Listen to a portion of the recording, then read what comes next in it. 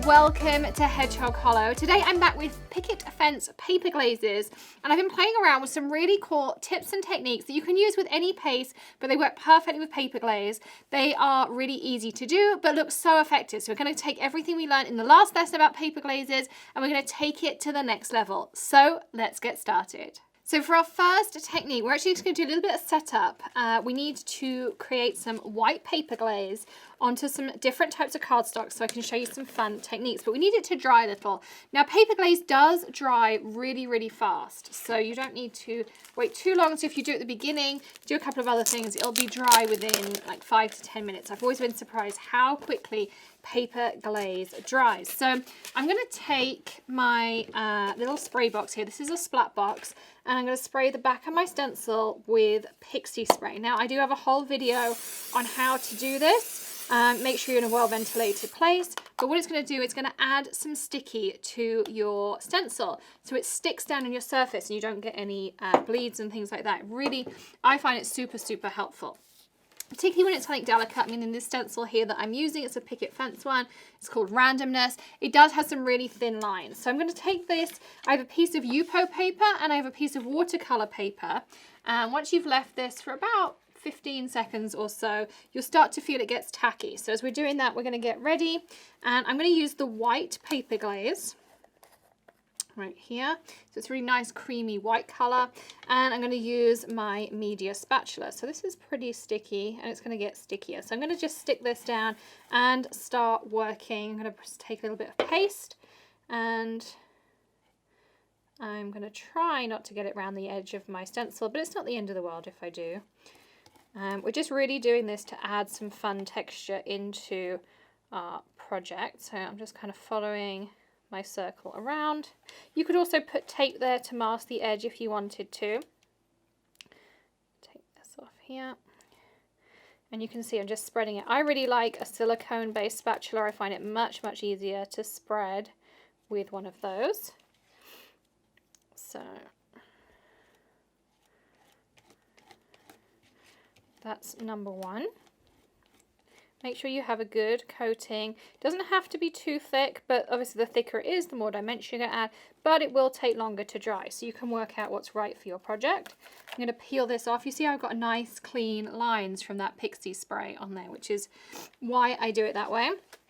I'm going to do exactly the same on the Yupo paper here. So I'm going to take a little bit more. You really don't need much. And so I'm just going to spread it out here on Yupo. You can do this technique on glossy cardstock too, the alcohol ink glossy. It's just that Yupo, I found when I was experimenting, gave the best results for what we're going to be doing. So links to everything I use are in the description below as well. And of course, if we have coupon codes or anything, we add those down there for you as well.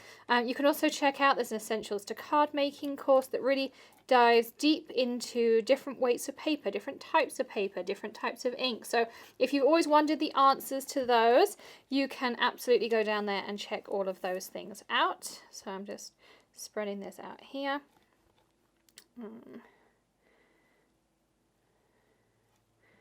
Again, just spread gently and carefully. Just like so.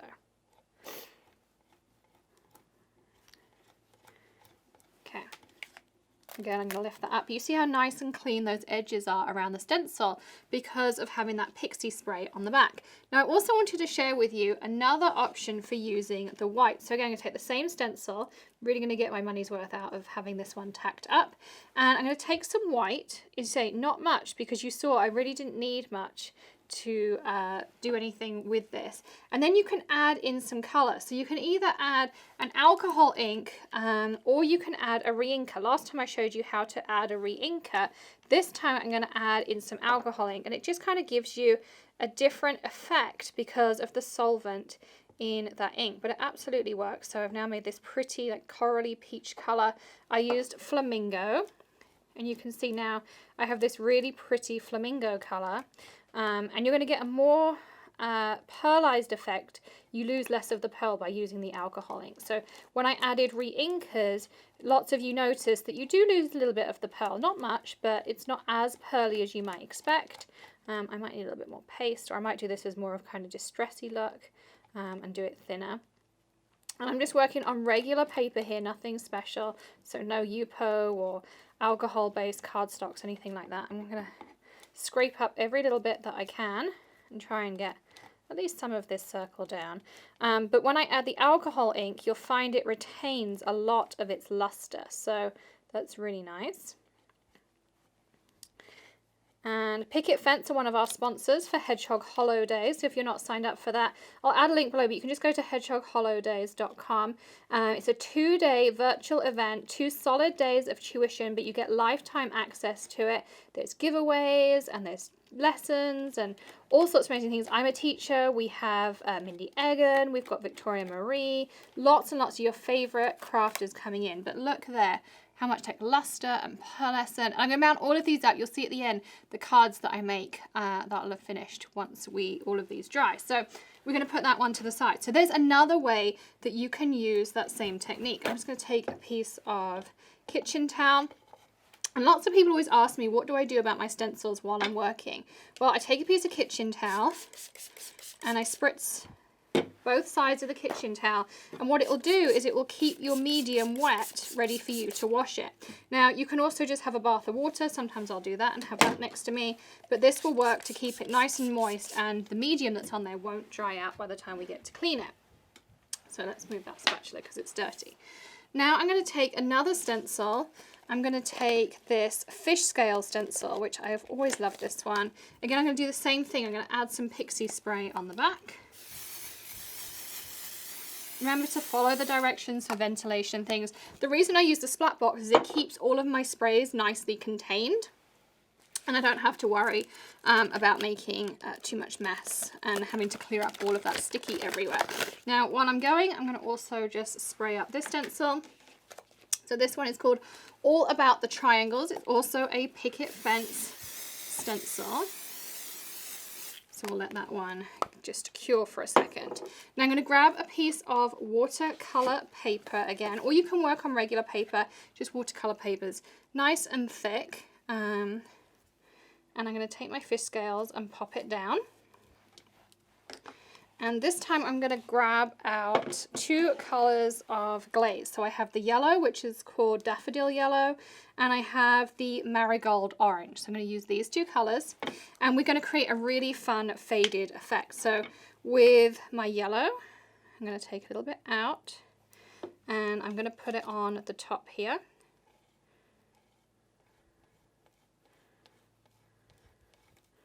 So just put it on, and we kind of want to fade it out. So start at the top nice and thick, grab a little bit more out, because remember you can always put back your excess, particularly if you're using something like a silicone. It's so much easier to put it all back. So I'm just going to do it, and I'm just going to drag it down just a little bit, and I'm going to put about half of that back. So you still want a little bit of the medium on your spatula. We'll put our lid on, and then I'm going to take my Marigold Orange here. You could even use a red at the bottom if you wanted to. You could really pick whatever shade matches your project. So I'm going to do the same here.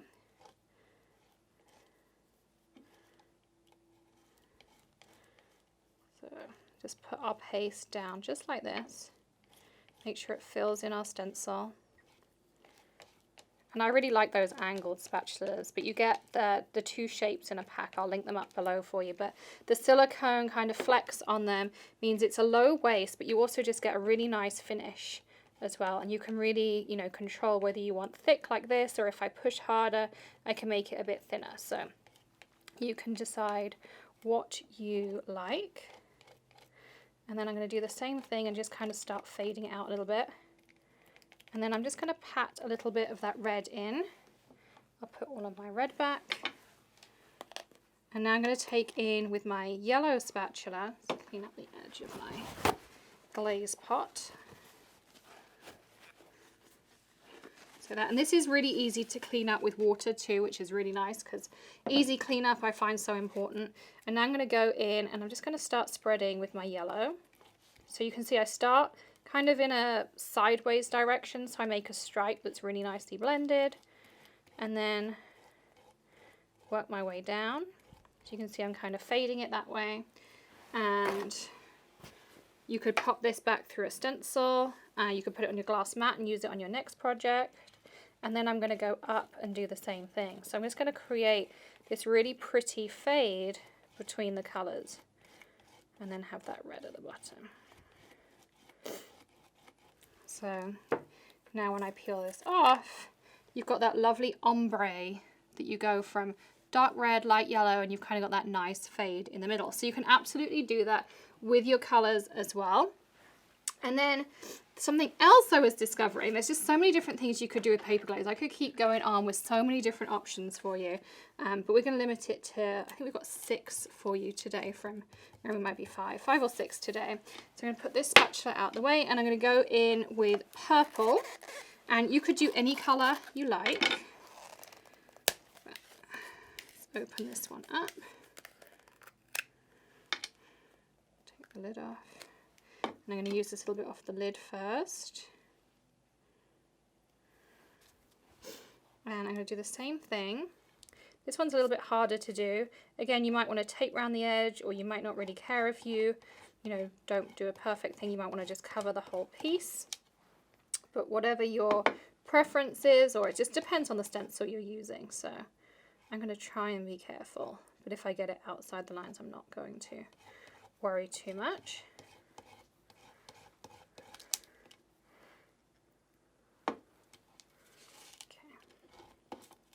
So just that flat side is really nice to spread everything out.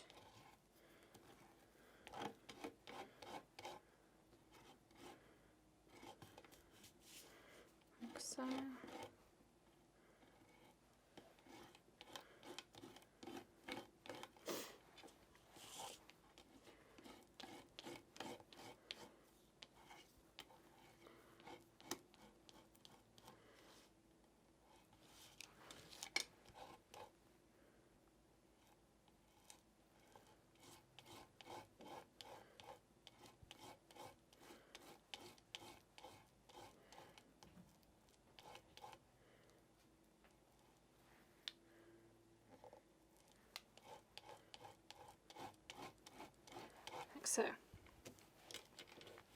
So whenever you're done, you can lift it up, and then I'm going to grab over my splat box again. My work surface getting a bit sticky. So grab over your splat box, put the lid back on your paper glaze because you don't want this to be inside your pot. And then you can take a glitter duster. So this is a glitter duster. You just pop the little side up here. This one has the Tim Holtz glitter in. This one I was just going to put a little bit of Nouveau. This is Dragonfly Wings. And I really like using these glitter dusters because sometimes you don't want your whole piece covered in glitter. Now you totally could just tip this on and you could add a coating of glitter over the top, but you don't have to.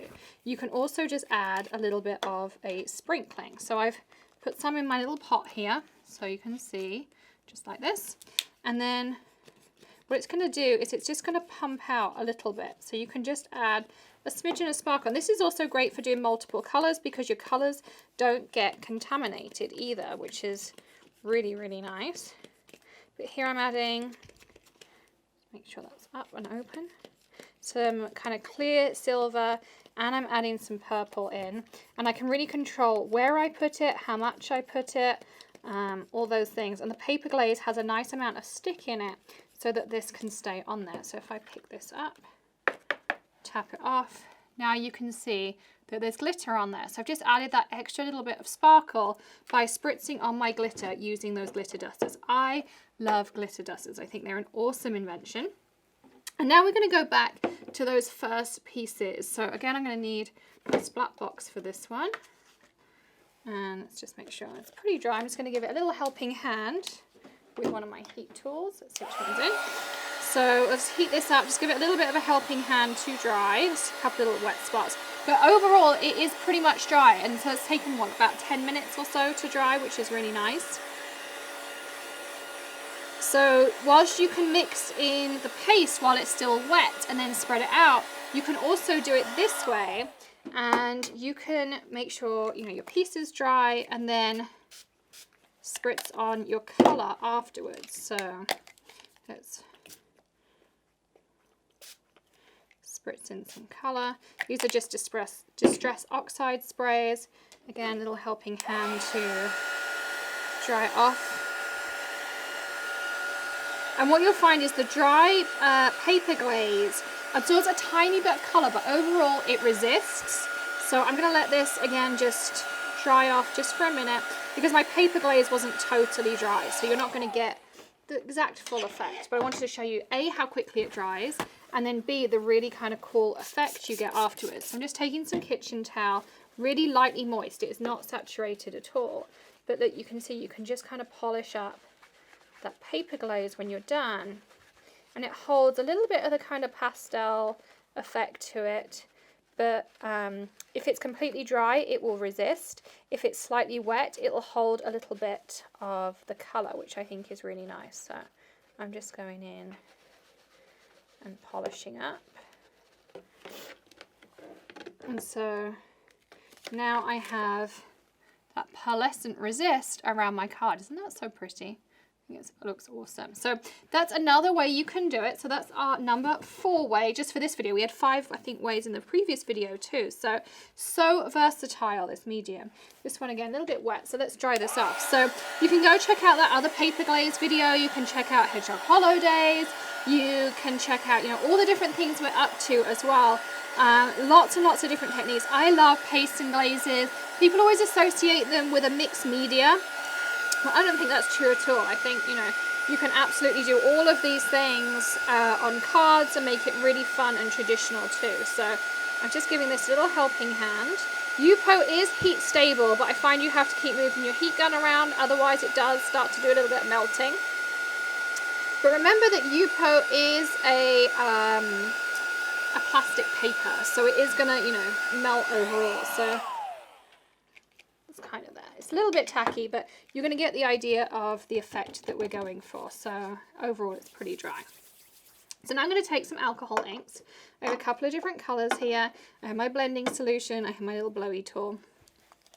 And I'm going to just stick down some blending solution like I normally would. Don't spray your blending solution, but you can just, you know, dip it around. If you want to spray, use isopropyl alcohol. You know, it's a little bit harder to get hold of at the minute, but that's the only one that you want to be spraying. So now I'm going to take my colours, and you'll notice they're behaving differently on top of the paper glaze than they do anywhere else. And so I'm using Flamingo, Aquamarine, and Vineyard. I think Vineyard might be one of the new colours, I can't quite remember. And then we can take our little tool here, and I'll make sure I blow it over, you know, my paste and things. If you need to dilute or move the colour a little bit more, let's add some blending solution in those areas.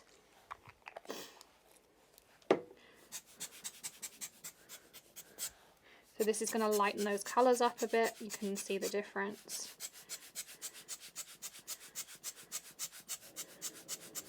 I might add just a little bit of red, pink rather, this Flamingo in here, and brighten those up. As I say, I'm going to mount these into cards, so in a minute I'm going to show you how they finish by the magic of YouTube, but let's get our colour on there first.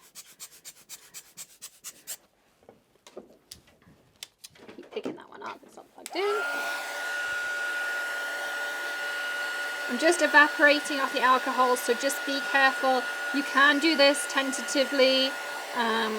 Just keep moving your heat gun around, don't let anything get too hot, and it'll dry nice and quickly. You can also do the foiling trick. You could add some foil over the top of this if you wanted to.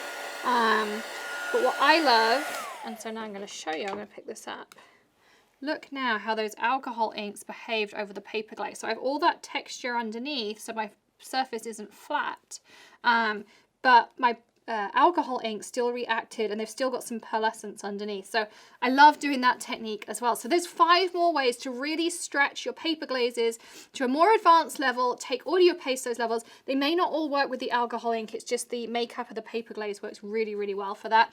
Now, by the magic of YouTube, you can see each of those cards on your screen. So we'll start off with that gorgeous ombre card. Then we're going to work into that glitter, adding alcohol inks into the white as well to maintain that color. Then using it as a resist with Distress Oxide, and of course finally that alcohol ink one as well. So 5 beautiful cards, lots of techniques for you to go and try out. Don't forget to tag us at the Hedgehog Hollow, hashtag brought to life by you, hashtag Hedgehog Hollow. We love to see your creations. We're often reposting our fans' creations too. So check all of those things out, and I'll see you again very, very soon for another tip, trick, tutorial, or maybe something a little bit different. See you then. Bye.